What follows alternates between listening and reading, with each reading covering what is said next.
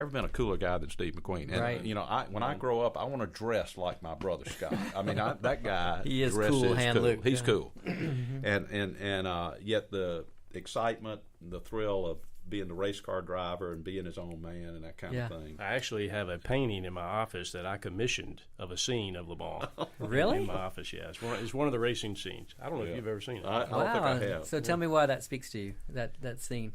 Well, as I said earlier, I just love racing. And I love So cars. it's racing, yeah. Yeah, it's a racing movie. Yeah. It's about the 24 Hours Le Mans in France. Yeah. It's a big annual event in June. But the racing is what draws you into the that racing film? is what draws me, and the romanticism of racing and cars going fast and what's associated with that and things like that, and just the excitement of that. Yeah. And and cars is one of my fun things that I really enjoy, and those two together.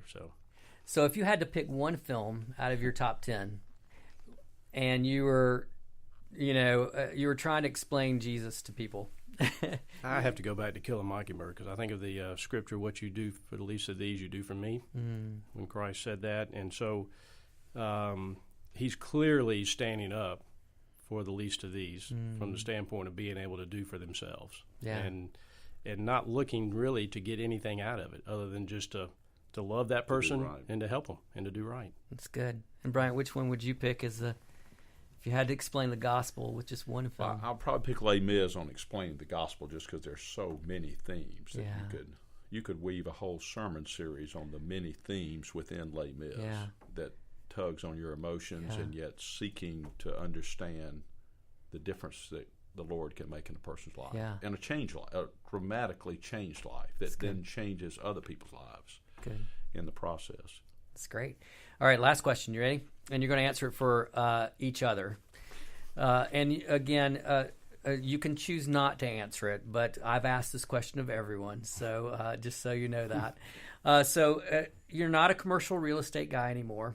And you're not a pastor of a church. You are actually Chippendale dancers.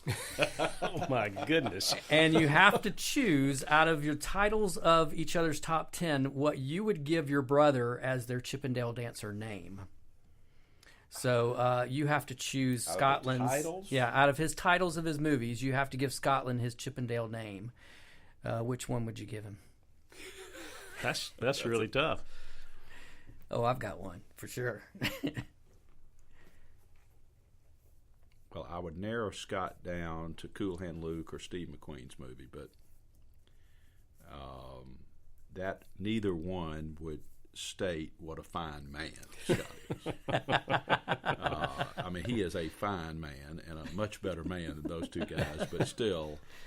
So we'll call him, when we introduce him on the stage, we'll call him Cool Hand. Here comes Cool Hand Luke. There you go. Skylar Wright as his Chippendale name. I bet a lot of people that know him would think that. Okay. But still a much better man. Yeah.